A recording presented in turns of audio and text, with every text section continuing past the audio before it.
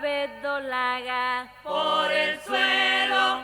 Bonito como se riega y la verdolaga por el suelo. Ay, cómo se riega por el suelo. Ay, ella bonita por el suelo. Ay, verdecita. Good morning. Welcome to another episode of the Kenya High Altitude Camp. Today we have a long run booked. So now I'm getting ready. We're gonna head up to Moyseyev Road in about another 10 minutes. So I have to be very quick. So I'm gonna prep myself. So number one, perhaps the most important thing for a long run that I cannot do, especially in hot conditions, is anti-shave cream. Because I don't know what it is, but in these Adidas ties that I wear, I love them. They are nice pockets. Whenever I wear them, anything up to like 15-16k, it's fine. And lower than that, I start to shave. So they are very much needed. And then number two, perhaps just as important, is the fuel for the run.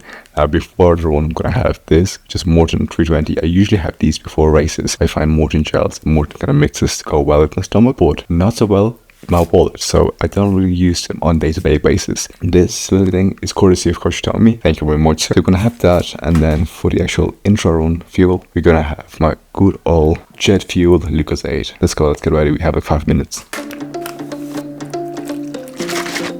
Almost makes good enough because I only have for races and not for like everyday use. Kind of tastes like race day for me for some reason, which is kind of good, I guess. I feel like a Pavlov's dog is trained to a specific kind of a sensory response. You can smell it before you even taste it.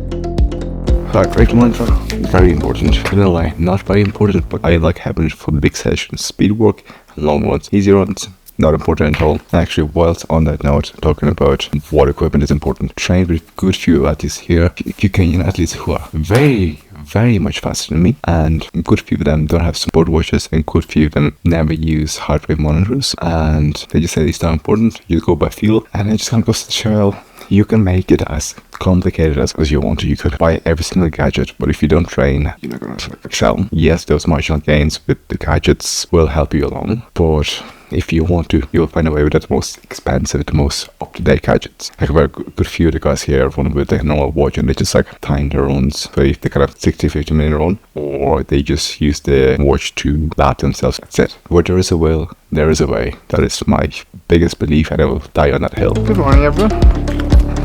Morning, how are you? So it is 5:30, we're heading up to Moyseyev Road. I don't mind waking up early, I don't mind running early, but I did a silly thing of staying up till like 12 o'clock last night editing video, so I only have like 5 hours of sleep with me, so it's going to be very interesting. But you know what, we're going to get it done regardless. How are you, sir? My man, how are you? How are you doing, brother? Long time no see. The brush, you see cameras, video, photos in the brush, no? Yeah, I'm a push shit talker, you know, also counts. What's the session today, Tio? Is it run 1 hour 10? So it is 5:55, we're at Moyseyev Road. As you can see, it's very dark. It's getting bright and early, but not yet. The reason why it's so early, as I said before, it gets very hot here. So we have to start as early as possible, but also we have to go back to E10 in time for the cross-country championships, which is going to be very interesting because there are going to be a lot of very fast, a lot of ridiculously fast runners. It's going to be a very exciting day. Unfortunately today we do not have a white monster. I could not find one anywhere in E10, so we have to resort back to Red Bull. Behind me we actually have a professional team of Cape Run runners, and as you can see they're all kitted out in Cape Run stuff. Let's say throughout the entire run we'll be seeing more and more professional athletes. Usually Essex team is here as well, Julian and Wonders, train group runs around here around this time as well, so see a lot of very fast runners. What's the session today, sir? I'm doing a 34k with 8k, 6k, 4k, 2k, 1k intervals. Nice. What are the paces for that? I'm going to try and start around 350k and then work down to 330s. Lovely, let's go. Thank you. And also congrats on the new PB. Thank you, 110. Yeah, I told you going to get PB.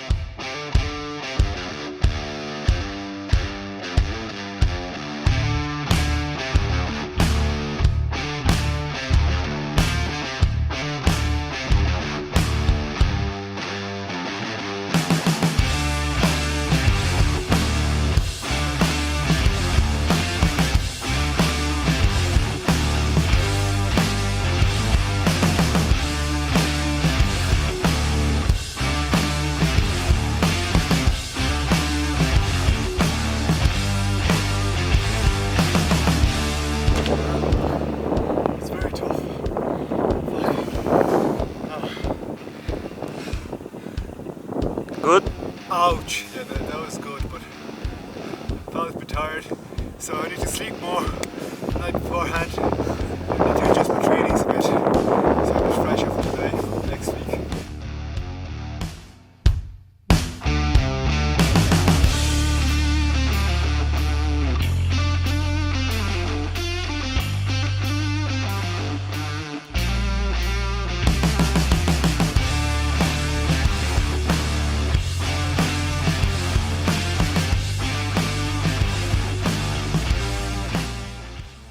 The session is done. It felt a bit more difficult than I hoped for. I still managed to hit like 4 flat for 10k. So the way I approached it was 8k warm up, then about 10k at around 4:05. Last 4k-ish where I warmed down at around 4:30, 4:40. It was okay, but I could have done it better. There are a few things I kind of realized post-workout.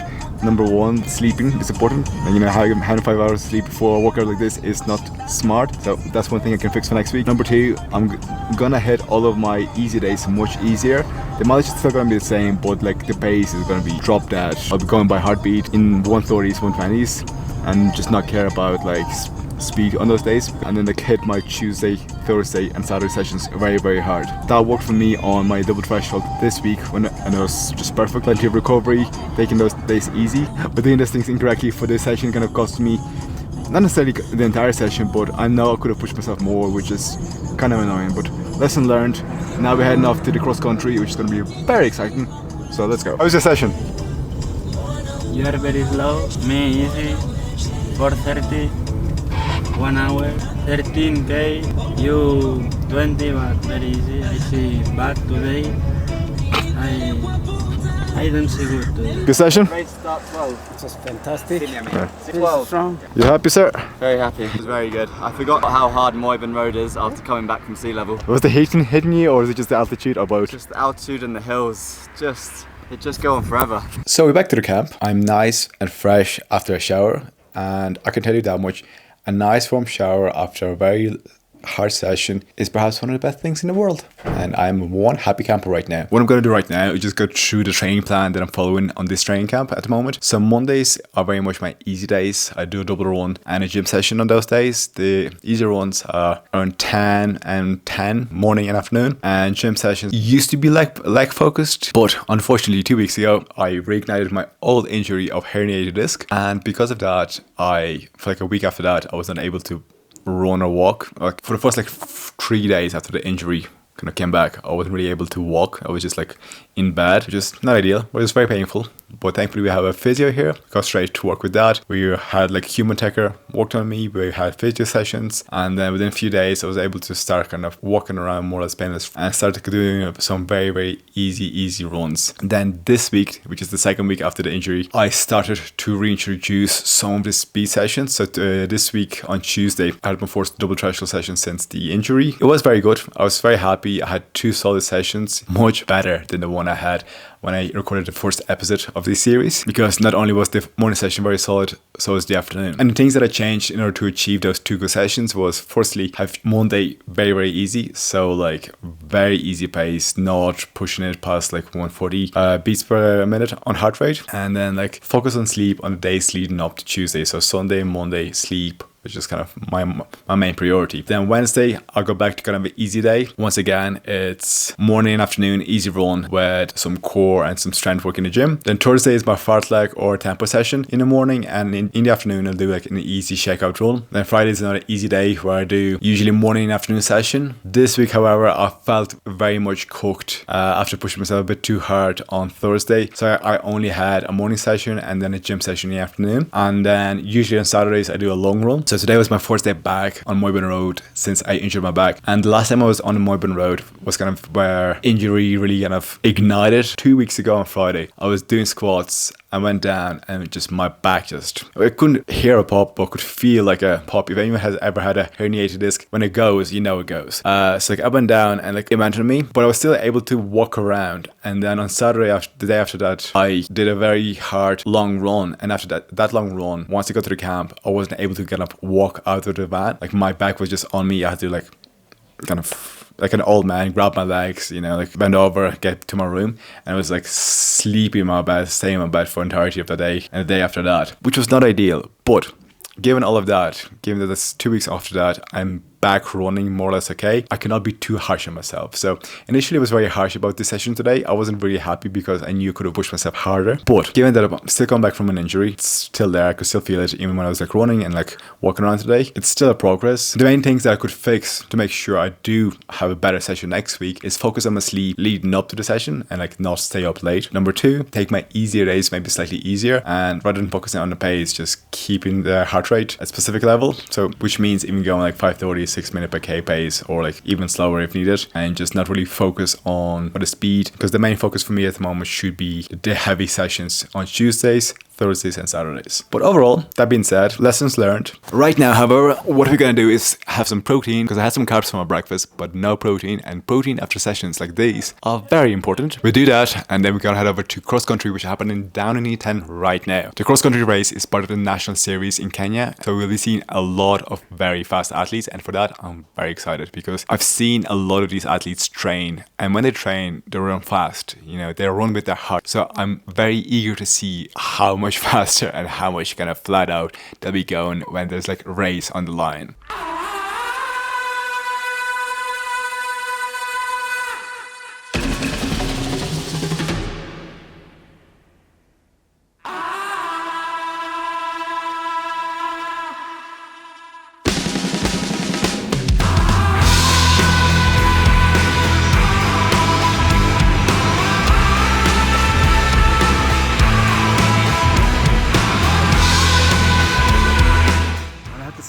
It is one very difficult course. It is a hill, like behind me is a killer of a hill to run up, and in front of me is a killer of a hill to run down. And to make things worse, the track here and the elevation, it just makes things extremely challenging. So hats off to all the athletes running today. Wameanza kwa uzuri.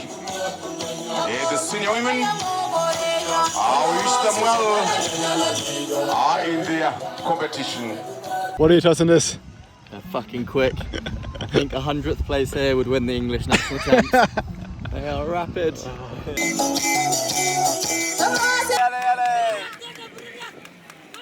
What are your thoughts on the course? It's pretty savage considering we're at 2,400 meters altitude as well. It's got one massive hill just there and they have to do it 4 times. Pretty savage.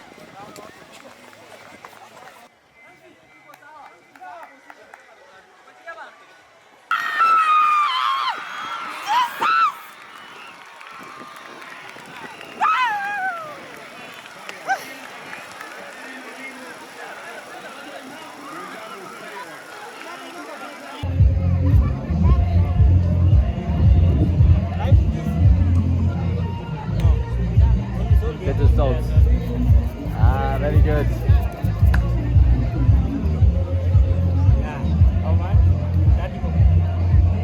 That men's 10k race is an absolute carnage. Firstly, there was a false start.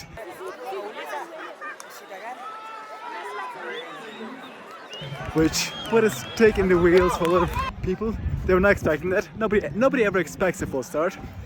One lap in, it is absolutely crazy. There are 500 athletes running and it is just a non-stop stream. There's no break in between the runners. It's just a constant push and shove. It is just an absolute carnage. I would hate to be running that race, but it is a spectacle to watch.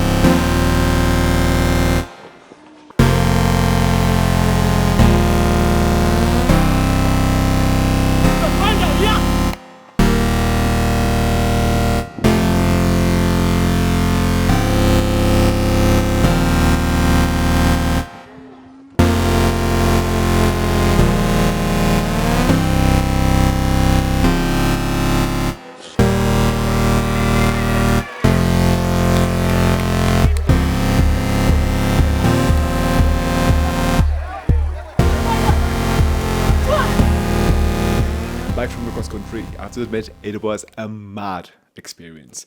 Now, I have said it before, I will keep saying it for the rest of my life. Running around E10 is very humbling, but seeing people race at their full speed in E10 is even more humbling, if it even was possible. And seeing all those people that can race just made me realize how much more I have to keep working to get anywhere to that level. So that is noted and we'll keep working. But in the meantime, I'm very wrecked. It has been a very strenuous training week, and this long run this morning really took it out of me. I've just uploaded an interview with Abdi Nagia, interviewing him ahead of his New York Marathon return onto my YouTube channel, so if you haven't seen that, go check it out. And in the meantime, I will go to the sauna and we'll relax and melt away for the rest of the afternoon, and probably do nothing but rest, chill, eat and sleep, which you should be always doing on your rest days when you can. See you in a bit.